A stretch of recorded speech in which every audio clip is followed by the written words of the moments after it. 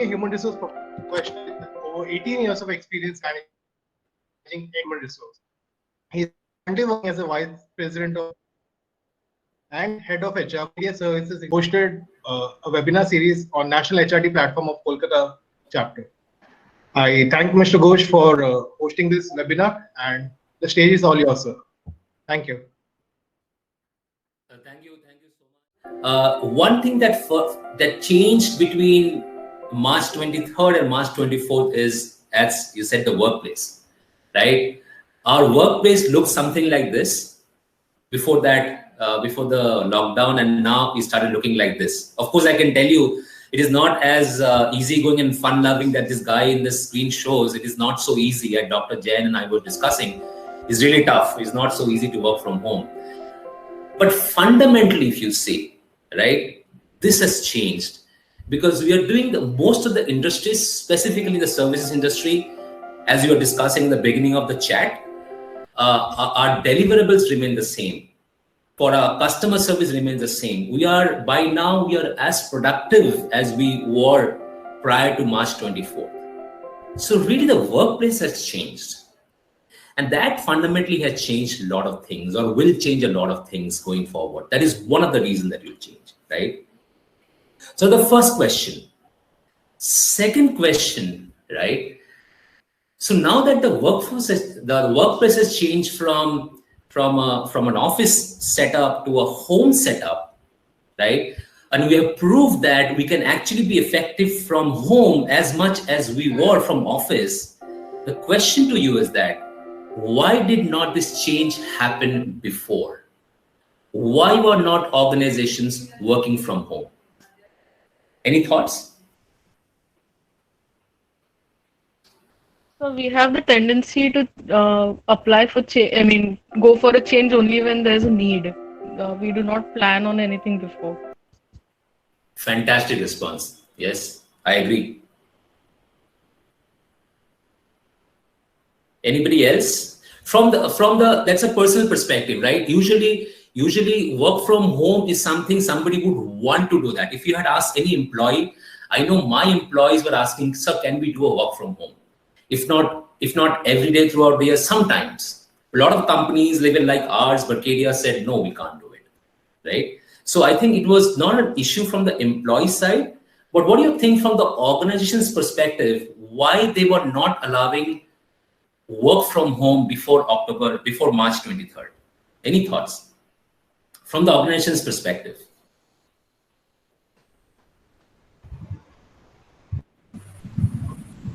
So people at work might have been of the impression that employees would not be 100% productive if they were sitting at home, and work from home was generally looked down upon in terms of the fact that people would just not work and they would just do their household chores or play around. Excellent response, right? I see it as in 4 different reasons why this thing did not happen earlier, right? And I call these the excuses, because earlier there were reasons, but now that you have proved that you can be equally productive working from home, now those things have become excuses and no longer they have become reasons for that. The first reason, and these are not reasons in order, all of these are important, is that we did not have the technology, right? That's what the organization said. When I said technology, it could be both hardware and software. Obviously, if you have to work from home, you have to give laptops to people, right? You have to ensure that they have the right equipment at home, might be speakers, might be headsets and whatnot, right? On software side, you are worried that there are more chances of phishing and getting spammed, because you have reason to believe that at home, your system was not as safe from information security perspective as it was in office. So that was one reason or excuse that companies had for not allowing work from home, right? So it is about technology. Obviously, technology from the hardware side needed a lot of money. I just cannot purchase 800 laptops and start giving it off to employees. That is a lot of money, right? So obviously there are some financial reasons to it, but technology was one of the big reasons. The other reason was that we don't have the leadership, By leadership, I mean that right from the leaders who are there in the top to the leaders or managers, team leaders who manages associates and analysts, right? We did not know how to manage performance when somebody is working from home, because the systems were such that we measured performance on the basis of how much hours somebody spent in office. So today, a lot of organizations, even if I complete my work in 5 hours, and want to go home early, a lot of companies would not do that, right? And we are used to supervise. If you break the word supervise, it's like somebody on a top super and vision to see, right? So you have to see somebody to manage somebody, and that's the way we have been taught to manage people. Our leaders did not know how to communicate when somebody is working from home.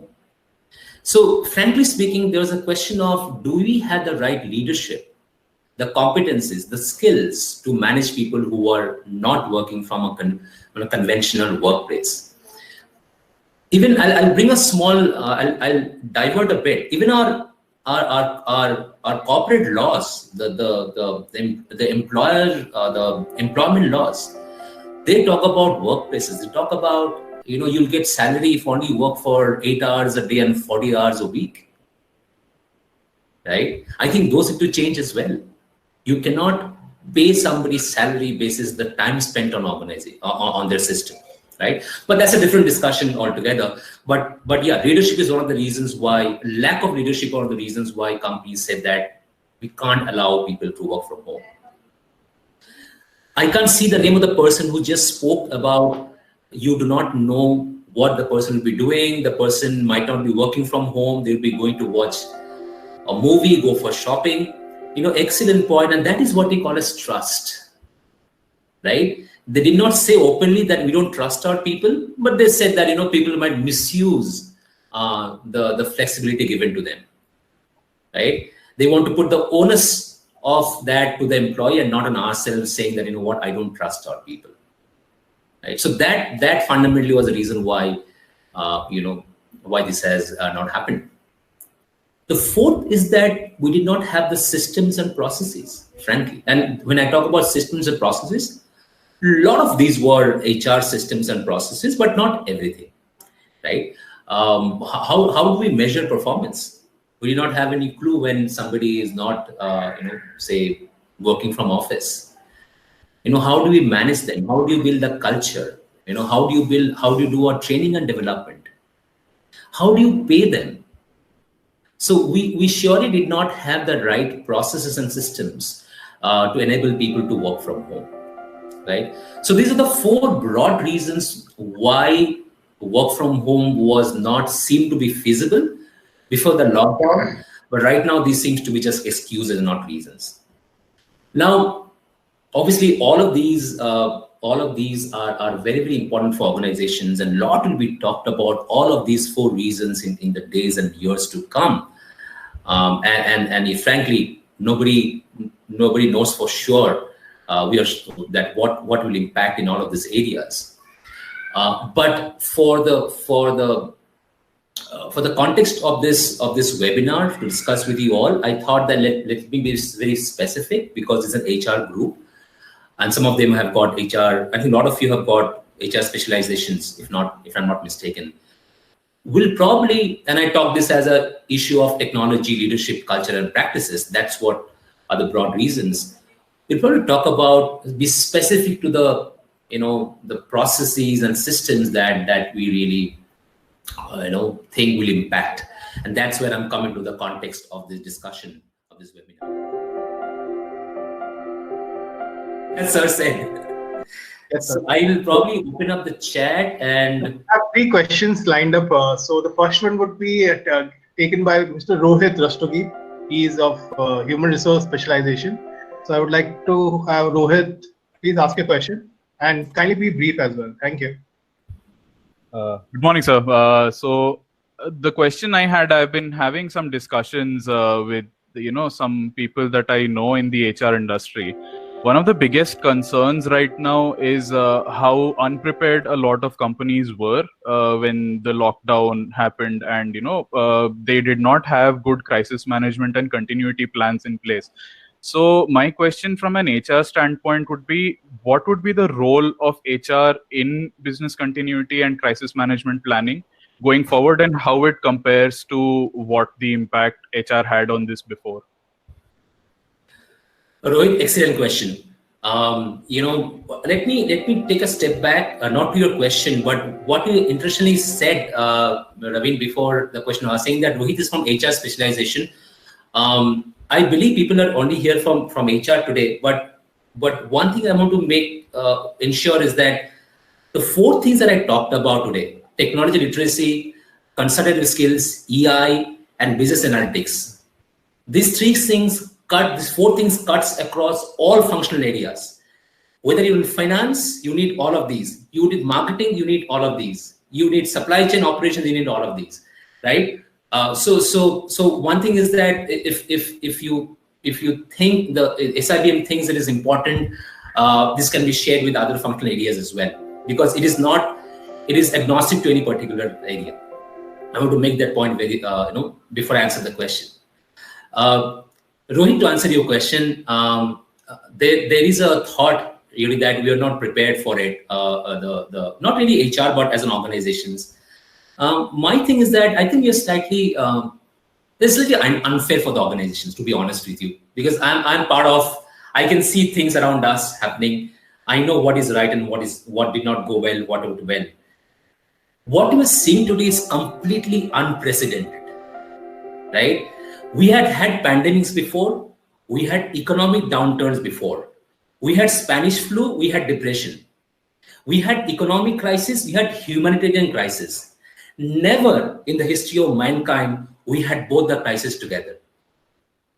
It is nobody, including the best of world leaders, the UNOs and WHOs, and we are the ordinary mortals, organizations, right? It will be slightly unfair for us to say that, I know it is not your comment, but people do say it. Nobody could have ever been prepared for it. Given that context, I think we did a very good job.